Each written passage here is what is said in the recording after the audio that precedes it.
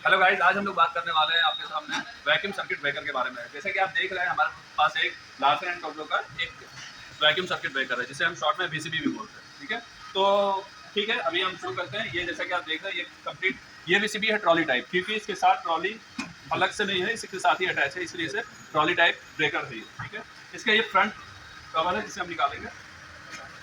ये कवर हटा दिया। अब हम इसके पार्ट्स देखने वाले हैं। थोड़ा पास आ जाए।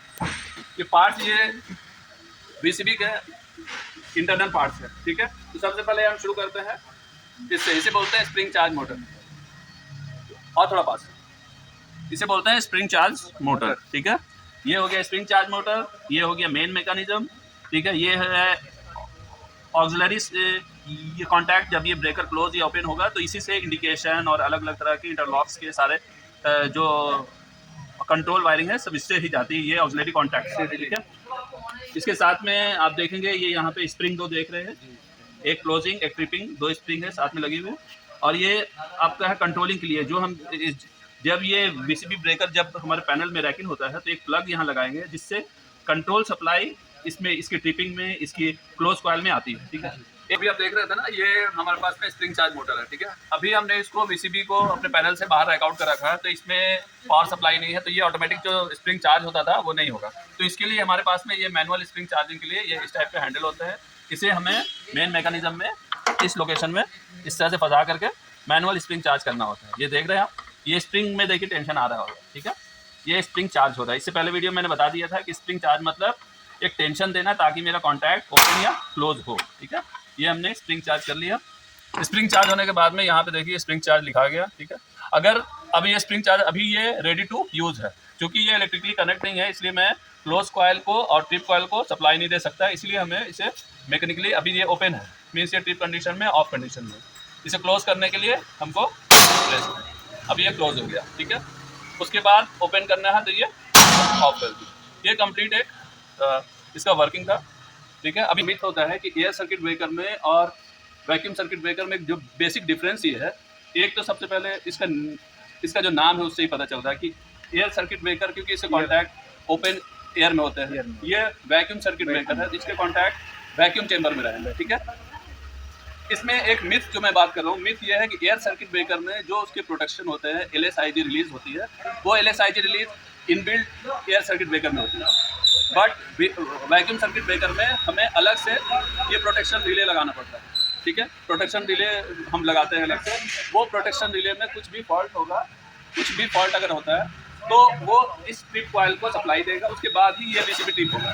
जबकि एयर सर्किट ब्रेकर में बाहर से कहीं से ट्रिपिंग नहीं आता है, इनबिल्ट LSIG जो रिलीज है एयर सर्किट ब्रेकर की इनबिल्ट ही लगा होता है, इसलिए air circuit breaker feature wise में ज़्यादा फीचर है वैक्यूम सर्किट ब्रेकर। ये वैक्यूम सर्किट ब्रेकर मेरा कंप्लीट तब होगा जब हम इसको पैनल के अंदर रैकिंग करेंगे, क्योंकि प्रोटेक्शन रिले से इसमें अभी कोई कमांड नहीं आ रही है। तो अगर कुछ फॉल्ट भी आया तो ये अभी तक ट्रिप नहीं करेगा जब तक इसमें इसके ट्रिप कॉइल को सप्लाई ना दे। ठीक है, तो अभी इसके पीछे साइड में चलते हैं, देखते हैं और क्या क्या पार्ट्स है। ठीक है, अभी जैसे कि आप देख रहे हैं ये पीछे के पार्ट्स है इसके, जो कॉन्टैक्ट्स पैनल के अंदर के कॉन्टैक्ट्स है, जिसमें ये RYB 3 कॉन्टैक्ट्स है, जो इनपुट कॉन्टैक्ट आप बोल सकते हैं, और ये आउटपुट कॉन्टैक्ट है। सिंपल भाषा में हम ये समझ लें कि जो हमारी जो गवर्नमेंट सप्लाई आती है, EB पावर आती है, जो 11 kV सप्लाई आती है, वो हम जो पोल से केबल आई उसको हमने यहाँ जोड़ दिया। ठीक है, यहाँ कनेक्ट कर दिया। उसके बाद ये वैक्यूम है, इसकी वजह से ही ये 3 आप जो देख रहे हैं ये VI कहलाता है, इसे बोलते हैं वैक्यूम इंटरप्चर। ठीक है, जिसे हम शॉर्ट में यहाँ पे आपको समझाने के लिए वैक्यूम बॉटल बोल सकते हैं। ठीक है, तो इसी के अंदर में वैक्यूम में ही कॉन्टैक्ट है। ठीक है, ये 3 वैक्यूम बॉटल है, उसके अंदर में वैक्यूम एक चेंबर है, उसके अंदर कॉन्टैक्ट है। वो इसलिए होता है क्योंकि ये हाई वोल्टेज है, जब इसमें कोई भी कॉन्टैक्ट मेक या ब्रेक होगा तो हेवी स्पार्क होगा, जिसको आइसोलेट करने के लिए हमको इस चेंबर को वैक्यूम रखा गया है। तो अभी ये पोल से कनेक्ट होकर, पोल से जो केबल आई 11 kV यहाँ चली गई, फिर वो यहाँ आउट होकर के ट्रांसफार्मर में चली गई। ठीक है, तो ये ट्रांसफार्मर में चली गई। अभी कुछ भी इनकेस ट्रांसफार्मर साइड में हुआ तो प्रोटेक्शन जो रिले लगा हुआ है वो ट्रिपिंग को सप्लाई देगा ट्रिप कॉइल को, ट्रिप कॉइल यहाँ से कॉन्टैक्ट ब्रेक कर देगा, ब्रेक हो गया तो हमारा प्रोटेक्शन सेव हो गया। ठीक है, तो ये हो गया पूरे कंप्लीट पार्ट्स हो गए। स्टॉप। यहाँ हम लोग IR टेस्ट कर रहे हैं, जिसे इंसुलेशन रेजिस्टेंस बोलते हैं।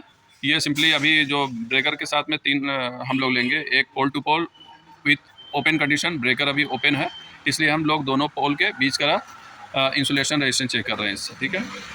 फिर उसके बाद में हम ये आर फेज़, फिर वाई फेज़, बी फेज़ का ओपन ले लेंगे, ओपन ये कंडीशन। फिर हम वीसीबी को क्लोज करेंगे, फिर पोल टू पोल लेंगे, R to Y, Y to B, B to R, ठीक है। उसके बाद में जो हमारा टेस्ट होता है वो बॉडी टू पोल होता है, ठीक है। इस तरह से 3 टेस्ट हम इस पर करेंगे, body to pole, face to face और ओपन कंडीशन में आर डैश, ठीक है। इसका रिजल्ट जो है वो आप ये देख रहे हैं। अभी हम जो IR टेस्ट कर रहे हैं वो है क्लोज कंडीशन में, जो फेस टू फेस हम देख रहे हैं। R टू Y फेस का हमारे पास जो रीडिंग आ रहा है वो ओवर लिमिट है, ठीक है। IR टेस्ट चाहिए, इंसुलेशन रेजिस्टेंस टेस्ट हो रहा है यहाँ पे VCB का, ठीक है, वैक्यूम ये सर्किट ब्रेकर का, ठीक है। R टू Y हो गया, ये हो रहा है B टू R, ठीक है। B टू R का भी रीडिंग जो है ओवर लिमिट है, मीन्स अच्छा रीडिंग है ये, मीन्स जो हमारा इन्फिनिटी जिसको बोलते हैं ना, इन्फिनिटी रीडिंग, तो इन्फिनिटी वैल्यू है। तो इंसुलेशन का इन्फिनिटी वैल्यू मतलब कि कोई भी माइनर से माइनर लीकेज भी नहीं है इसमें, ठीक है। ये हो रहा है इंसुलेशन रेजिस्टेंस टेस्ट, ठीक है। तो अभी हम लोग यहाँ पे ये सेकंड टेस्ट करने जा रहे हैं, जिसे कहते हैं टाइमिंग टेस्ट।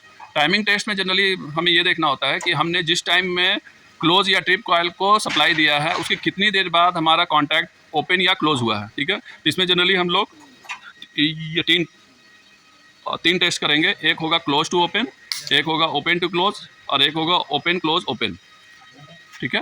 तो आप जैसा कि देख रहे हैं यहाँ पे हमारे पास में स्कोप का एक स्कॉट का ये टाइमिंग ये किट है। इसमें टाइमिंग किट में ये किट खुद से ही क्या करता है कि इसमें कॉइल को सप्लाई वोल्टेज देता है और फिर वो जो ट्रिप होने के बाद में जो कॉन्टैक्ट ओपन या क्लोज हुआ उसकी फीडबैक यहाँ पे रिकॉर्ड करता है। ये जितनी देर में इसने कॉइल को ट्रिप या क्लोज कमांड दिया और कितनी देर बाद इसके VCB के कॉन्टैक्ट ओपन हुए, इस दोनों के बीच में क्या टाइमिंग लगा, कितना टाइम लगा, उसको ये मशीन रिकॉर्ड करेगा, ठीक है। तो जैसा कि आप ये साइड में देख रहे हैं R Y B, R dash, Y dash, B dash, ठीक है। इसी हिसाब से ये जो वायर गए हैं ये सारे वायर से जो क्लैंप आप देख रहे हैं कनेक्ट है, वो सारे क्लैंप यहाँ पे VCB के पोल पे लगने वाले हैं, R dash, Y dash, B dash, ठीक है। तो चलिए इसको पहले हम इसकी वायरिंग कर लेते हैं, इसकी कनेक्शन कर लेते हैं, उसके बाद मैं आपको टेस्ट दिखाता हूँ। तो अभी मैंने किट को ऑन किया है। ऑन करने से पहले आपको भी श्योर करना है कि इसके ग्राउंडिंग केबल कनेक्ट होने चाहिए, ठीक है, अर्थिंग केबल कनेक्ट होने चाहिए, तभी आप ये किट को ऑन करना। क्योंकि अगर इसमें थोड़ा सा भी कुछ लीकेज, कहीं से भी कुछ भी फॉल्ट आया ना, तो ये मशीन ख़राब हो सकता है। तो आपको ऑन करने से पहले बी श्योर कि अर्थिंग की केबल लगी है, ठीक है। तभी हमने मशीन ऑन किया है। तो इसमें देखो ये ऑप्शन में 3 आ रहे हैं, क्लोज ऑपरेशन, ओपन ऑपरेशन और CO ऑपरेशन। क्लोज ऑपरेशन हमें करना है जब हम VCB ब्रेकर को ओपन कंडीशन में रखेंगे और यहाँ से जैसे ये जो बटन है इसको प्रेस करेंगे तो यहाँ से एक कमांड जाएगा क्लोज कॉइल में जो VCB ब्रेकर को क्लोज करेगा। क्लोज करने के बाद में यहाँ से कमांड गया VCB को क्लोज करने के बाद में जितना टाइम में जो कॉन्टैक्ट वैक्यूम कॉन्टैक्ट क्लोज हुआ उसका यहाँ पे टाइम नोट होगा। मीन जितना टाइम लगा यहाँ से कमांड जाने में और VCB का क्लोज होने का फीडबैक आने में, उसी टाइम को यहाँ पे मिली सेकेंड में वो शो कर देगा, ठीक है। तो वो क्लोज ऑपरेशन का टाइम हो जाएगा। फिर जो हमारा VCB अगर क्लोज हो चुका है तो इसे फिर मैं यहाँ से ट्रिप कमांड दूंगा, जिसको ओपन ऑपरेशन बोलते हैं। ट्रिप कमांड देने में जब भी हम यहाँ पे प्रेस करेंगे ये बटन, तो यहाँ से ट्रिप कॉइल को सप्लाई जाएगी और वो ब्रेकर को ट्रिप करेगा और जितनी देर में जो क्लोज हुआ ब्रेकर था वो ओपन हुआ, उसकी टाइम जो हुई उसको फिर यहाँ पे ये मिली सेकेंड में यहाँ पे डिस्प्ले हो जाएगा। फिर एक ये ऑपरेशन है CO ऑपरेशन, इसको बोलते हैं क्लोज ओपन ऑपरेशन, ठीक है। तो अभी हम ये पहला ऑपरेशन कर रहे हैं, क्लोज ऑपरेशन। तो ये देखो टाइम था, अभी ब्रेकर क्लोज हुआ ओपन से। फिर यहाँ पे अब देखो ये रिजल्ट आया, R फेज जो है वो 23 मिली सेकेंड, वाई फेज 23 मिली सेकेंड और बी फेज 23 मिली सेकेंड। अब इसका सेकेंड टेस्ट हम कर रहे हैं ओपन, ठीक है। अब हम ये प्रेस किए इसकी टाइमिंग के हिसाब से, अभी इसका क्या रिजल्ट आता है वो ये मशीन बताएगा, टेस्ट किट बताएगा। ये ट्रिप जो टाइमिंग हुआ वो 22 मिली सेकेंड आया, R phase, Y phase, B phase का, ठीक है, ओपन टाइम, ठीक है। तो क्लोज जैसा कि आपने देखा था क्लोज ये 23 मिली सेकेंड लिया था। इसका जो मिली सेकेंड रेंज है ना ये लेस देन 70 होना चाहिए, ठीक है। 70 से नीचे है तो मतलब मेरा जो ब्रेकर का जो मतलब स्पीड है, ये स्विचिंग स्पीड है वो सही है।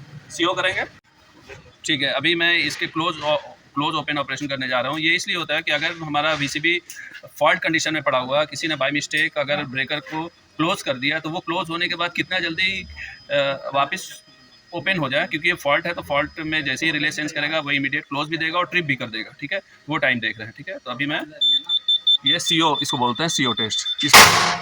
ये देखो ब्रेकर क्लोज भी हुआ, साथ में ओपन भी हो गया। इसका जो रिजल्ट आया सही आ रहा था, एकदम सही है। आर फेज 29-30 सेकेंड, ये एकदम अच्छा रीडिंग है, ठीक है। क्योंकि लेस देन 70 होना चाहिए और +-5 मिली सेकेंड इसमें जो इसके एरर है वो कंसिडरेबल है, ठीक है। आई होप आपको ये समझ आया होगा। RYB तीनों सॉरी आर फेज में ये ऑलरेडी मैंने कनेक्ट कर रखा है, ठीक है। ये हम CRM करने जा रहे हैं, ठीक है। तो CRM में ऑलवेज रिमेंबर के VCB क्लोज कंडीशन में होना चाहिए, क्योंकि हम R और R', Y dash, B dash के बीच का कॉन्टैक्ट देख रहे हैं। तो ब्रेकर को क्लोज, अगर हाँ ये क्लोज ऑलरेडी है तो ये सही है, ठीक है। तो अब हम टेस्ट कर रहे हैं, या हम CRM की रीडिंग लेने जा रहे हैं, कॉन्टैक्ट ये रेजिस्टेंस मेजरमेंट लेने जा रहे हैं, जो हमने ऑलरेडी ये कनेक्शन कर रखा था। तो हम ये ऑन कर रहे हैं, ठीक है। कभी भी आपको किट ऑन करने से पहले देख लेना है कि मेरे जो ग्राउंड वायर है, अर्थ वायर है, कनेक्ट है कि नहीं, ठीक है। तो अभी हमने ये ऑन कर दिया मशीन को। मशीन ऑन करने के बाद हमें रेंज सेट करना है। ये 2000 माइक्रो ओम या सॉरी ये 200 माइक्रो ओम या फिर 2000, चूँकि ये हम वैक्यूम इंटरप्चर कर रहे हैं तो उसकी रेंज जो है 200 माइक्रो ओम के अंदर में ही हमें ये लेनी होती है, क्योंकि कॉन्टैक्ट बहुत नियर है, ठीक है। अभी हम यहाँ पे हम जब ऑन करेंगे तो यहाँ पे हमें एम्पियर दिखेगा, कितना करंट इसमें इंजेक्ट हो रहा है, और इसमें हमें रिजल्ट वैल्यू आएगी कि कितना माइक्रो ओम ये कॉन्टैक्ट बना है, ठीक है। VCB हमारा क्लोज कंडीशन में है, ठीक है। तो अभी हम टेस्ट ऑन कर दिया। ये बीप आप देख रहे हैं, ये मशीन कैलकुलेट कर रहा है, ये टेस्ट किट कैलकुलेट कर रहा है। उसके बाद यहाँ पे 2 रिजल्ट आएगा, ऊपर एम्पियर कितने करंट इंजेक्ट किया इसने, 101 एम्पियर इंजेक्ट किया करंट, और इसकी जो माइक्रो ओम जो रेजिस्टेंस वैल्यू आई है 25 माइक्रो ओम, ठीक है। तो ये जो वैल्यू है ना, हमें लेस देन 60 होना चाहिए, मतलब 60 माइक्रो ओम से कम वैल्यू है तो अच्छी है। अगर 60 माइक्रो ओम से वैल्यू ऊपर जा रही है तो हमें बस बार टाइट करना होगा, वैक्यूम इंटरप्चर के जो कॉन्टैक्ट है उसको अच्छी तरह से टाइट करने होंगे। अगर फिर भी नहीं तो हमें जो बॉटल है ना, वैक्यूम बॉटल, उसको रिप्लेस करनी होगी, ठीक है। तो इसी तरह से जैसे मैंने R फेज़ का भी लिया, इसी तरह से हम फिर Y फेज़ और B फेज़ का अलग अलग रीडिंग लेंगे, ठीक है।